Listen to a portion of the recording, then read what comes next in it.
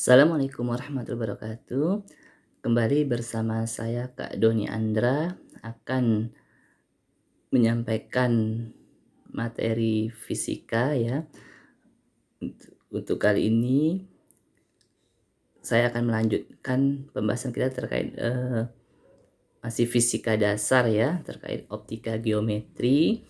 Kalau sebelumnya kalian sudah nonton di channel YouTube Kakak ya, ada pembahasan terkait optika geometri khususnya terkait asas Fermat, yaitu untuk asas Fermat untuk membuktikan hukum pemantulan cahaya ya.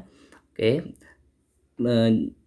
di sana kita dapatkan bahwa hukum pemantulan itu yaitu bahwa sudut datang sama dengan sudut pantul ya, dan sudah kita buktikan dengan prinsip Fermat tersebut ya. Nah, pada kesempatan kali ini saya akan melanjutkan pembahasan kita terkait dengan masih cermin datar ya, masih konsep pemantulan, yaitu proses pembentukan bayangan pada cermin datar. Satu hal yang harus kalian ingat untuk melukiskan ya, membuat sketsa bayangan pada cermin datar, kita tetap memperhatikan hukum pemantulan. Itu yang harus diperhatikan. Pegang konsep hukum pemantulan. Itulah yang akan membantu kalian dalam membuat sketsa bayangan pada cermin datar. Oke. Nah, untuk lebih mudahnya akan saya contohkan di sini bagaimana proses melukiskan bayangan pada cermin datar. Namun sebelumnya perlu diperhatikan bahwa gambar-gambar yang saya tampilkan ini ya nanti, ataupun yang setelahnya nanti, itu saya ambil dari beberapa sumber ya, buku fisika untuk universitas ya.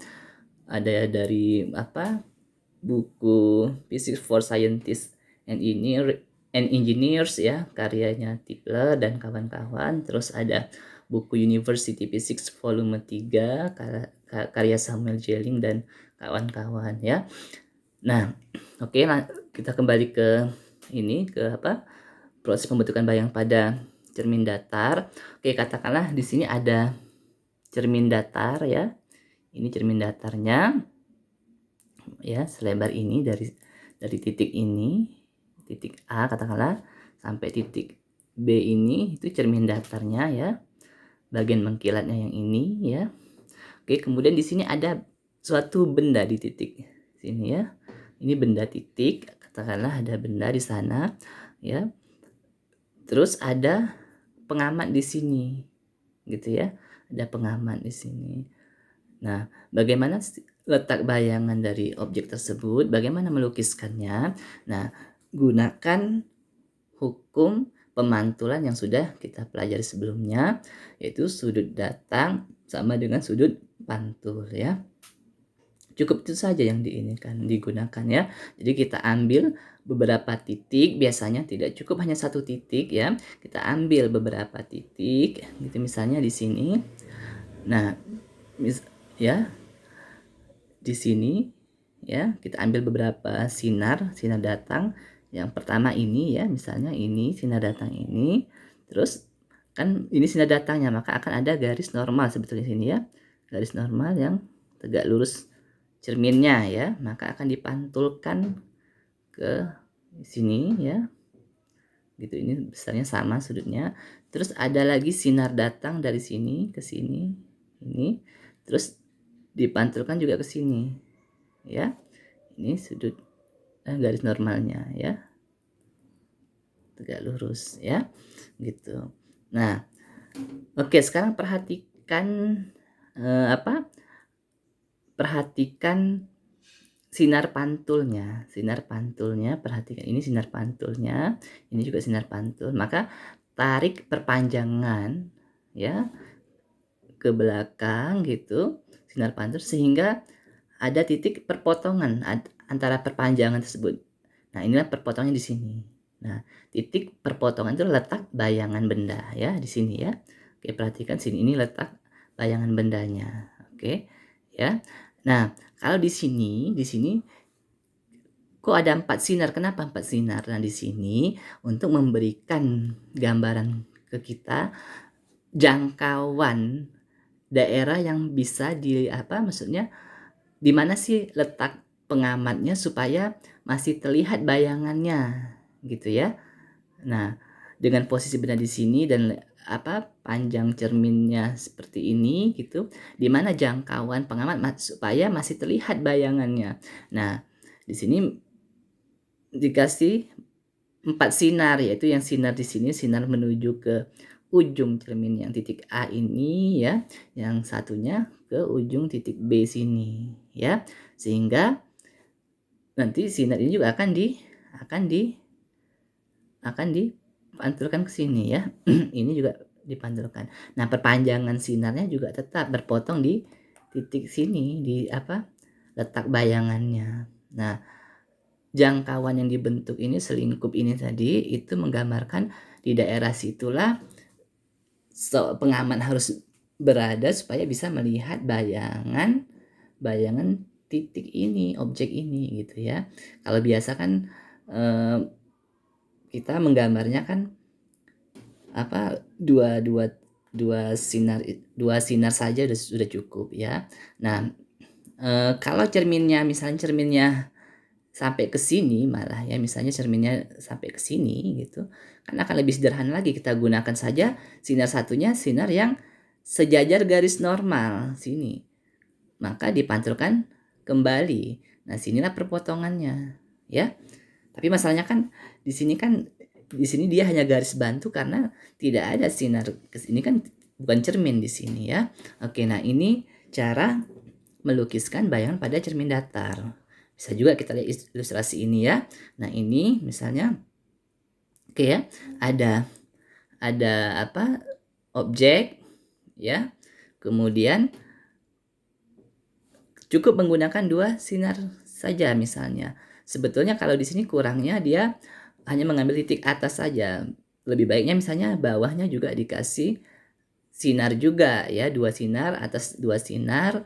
Nanti perpotongan yang atas ya, misalnya ini sinar datang, ini yang saya katakan tadi sinar datang sejajar dengan garis normal ya, maka akan dipantulkan kembali gitu ya. Gitu. Nah, tarik perpanjangannya ke belakang ya. Terus ini sinar datang ke sini gitu ya. Nah, ini garis normalnya dipantulkan ini. Ingat, sudut datang sama dengan sudut pantul. Yang ini juga tadi ada sama kan? Sudutnya berapa? 0. Dipantulkan 0 juga sudutnya. Paham ya? Nah, tarik perpanjangan juga ini. Nah, disinilah titik atasnya, bayangan titik atasnya. Nah, bawahnya juga bisa kita kita tambah lagi, misalnya sinarnya sembarang ke sini misalnya cerminnya. Nah, buat lagi sinar ininya. Nanti ini garis normalnya. Nanti akan ada sinar pantul ya. Ini ke sini, ini sinar pantulnya ke sini. Ya, nanti akan ada perpanjangan ini kita tarik ke sini. Ya. Nah, sudut ini juga sama dengan sudut ini ya, sudut datang sama dengan sudut pantul. Kemudian satu lagi misalnya ke sini sinarnya boleh ya. Ini garis normalnya tegak lurus ya. Ini maaf ya agak-agak. Nah, terus nanti akan ada sinar pantul ke sana ya. Nah, nanti ini juga kalau benar melukisnya akan ada perpotongan ke sini. Nah, ini letak bayangannya ya, bayangan dari objek ini. Nah, bagaimana sifat bayangannya gitu? Sifat bayangannya yaitu bayangannya tegak ya, tegak, tidak terbalik. Jadi kalau kita bercermin depan cermin datar itu kan kepala tetap kepala, kaki tetap kaki, tidak terbalik ya. Nah, cuman memang yang kanan, bagian posisi kanan kita menjadi bagian kiri bayangan, bagian kiri objeknya menjadi bagian kanan bayangan ya. Jadi saling berhadap-hadapan biasanya kan. Nah, kemudian jarak bendanya sama dengan jarak bayangannya gitu ya. Tinggi benda sama dengan tinggi bayangannya, tidak ada perbesarannya gitu ya. Jadi seperti itu ya sifat bayangannya gitu ya. Oke ya, jadi begitu cara melukiskan bayangan pada cermin datar. Nah, bagaimana konsepnya kalau kita kan sering tuh misalnya ada dua buah cermin ya, dibentuk sudut tertentu misalnya 90 derajat, 30 derajat, 60 derajat. Kita letakkan objek di depan kedua cermin tersebut, maka akan terbentuk beberapa bayangan, tidak hanya satu atau dua saja. Ada tergantung sudutnya ya. Ada banyak sekali bayangan yang terbentuk. Nah, bagaimana melukiskannya? Cara melukiskannya sederhana juga. Intinya gunakan konsep hukum pemantulan, sudut datang sama dengan sudut pantul. Sudah, itu cukup ya. Hanya dengan dengan dua sinar sudah cukup untuk melukiskannya gitu. Kalau misalnya yang saya contohkan tadi. Nah, untuk konteks ini gitu ya, ada beberapa cermin gitu. Jadi cara melukiskannya bagaimana gitu ya. Nah, langkah yang paling ini adalah misalkan katakanlah ini ya, ini cermin ini cermin 1, ini cermin 2 gitu ya. Ini objeknya gitu ya. Ini pengamatnya gitu ya, melihat objek ini. Di mana sih letak bayangannya? Nah, cara yang pertama kita lakukan adalah agar lebih mudah membantu kita melukiskan ini, kalau ada jangka ya, ini titik perpotongan cermin ini gitu ya, kemudian sama bendanya. Nah, jari-jarinya berarti jarak antara titik perpotongan pertemuan cermin ini dengan benda itu. Ini jari-jari jangkanya, terus kita putar 360 derajat. Nanti ada bekas ininya ya, misal pensil atau apanya. Nah, kemudian baru kita gunakan beberapa sinar gitu ya. Misalnya ini bendanya. Pertama, dari benda ini ada sinar dari sini gitu ya ke sini, maka dipantulkan ke mata gitu ya. Lagi sinar ini dipantulkan lagi ke mata lagi, ini udah cukup. Nah, terus tarik perpanjangannya gitu ya. Nah, disitulah letak bayangannya yang pertama ya. Nah, cuman ingat ya, kalau sinar ini ya kita sudutnya kita pilih sedemikian rupa sehingga sinar pantulnya itu tidak ke mata, tapi dia menuju ke cermin kedua ya, cermin kedua. Nah, misalnya sinar ini kita pilih ya, kemudian akan dipantulkan ke sini, nanti akan ada titik perpotongan sinar pantulnya juga ke bayangan yang pertama tadi gitu ya. Nah, kemudian yang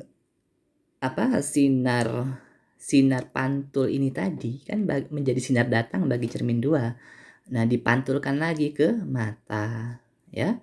Nah, nanti ada hasil perpotongan sinar pantulnya.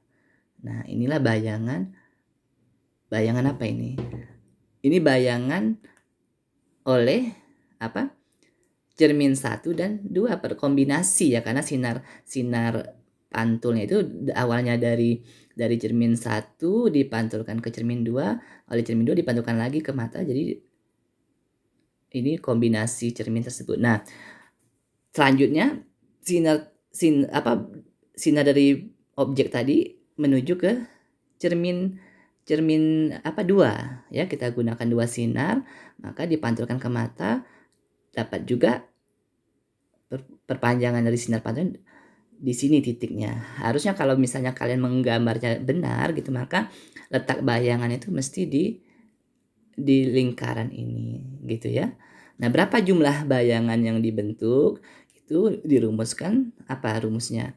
N sama dengan 360 derajat dibagi sudutnya dikurang 1 ya.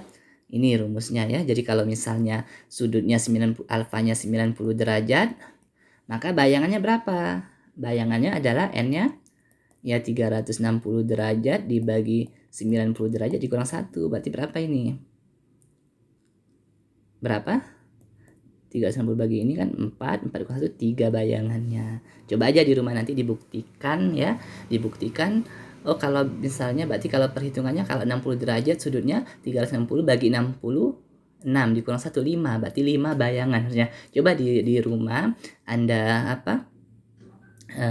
ya iseng-iseng ya dibuktikan, kan kalau cermin kan tidak terlalu susah ya dicari. Nah, tinggal pakai busur cermin nanti ya, dicek bener nggak misalnya dibentuk sudutnya 60 derajat hasilnya 5 bayangan gitu ya. Nah, dan seterusnya misalnya 90 derajat benar nggak 3 bayangan.